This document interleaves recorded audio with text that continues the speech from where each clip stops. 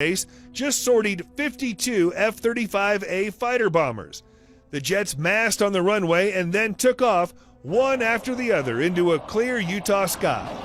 The Air Force claims the timing of the exercise as the U.S. enters a new crisis with Iran is purely coincidental, and the exercise was planned months in advance.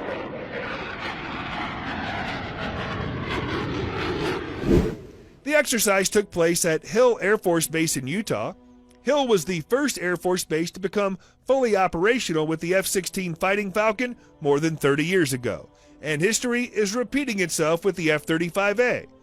Hill is home to the only 4 combat-capable F-35A squadrons in the U.S. Air Force, split between the active-duty 388th Fighter Wing and the reserve 419th Fighter Wing.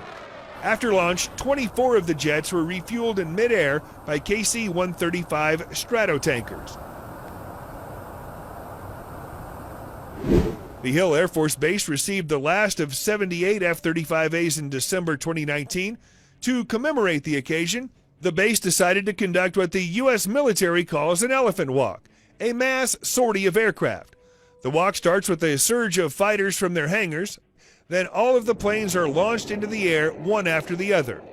According to the base, currently the wings fly 30 to 60 sorties per day from Hill's flight line. During the exercise, airmen launched roughly the same number of daily sorties, but they took off in quick intervals. Elephant walks are a show of force, demonstrating the might and power of the U.S. Air Force. They're also expensive. The F-35 Joint Strike Fighter cost $44,000 an hour to fly, far more than its predecessor, the F-16. If each aircraft involved in the exercise flew for approximately 2 hours, that's a combined operating cost of $4.5 million. For the cost of 17 exercises, the Air Force could buy a brand new F-35A. The service and manufacturer, Lockheed Martin, are struggling to get the cost per hour down, which left unchecked could force the Pentagon to buy fewer planes. That having been said, the Air Force does get something out of the exercise. The entire base trains for the event, giving pilots and maintainers a fixed date to get a large number of jets ready to take to the skies.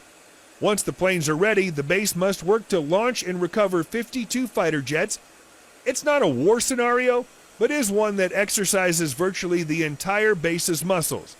In an announcement, Hill Air Force Base stated, launching aircraft from multiple squadrons simultaneously presents various challenges and allows the wings to evaluate the capabilities of maintenance professionals as well as pilots and command and control teams.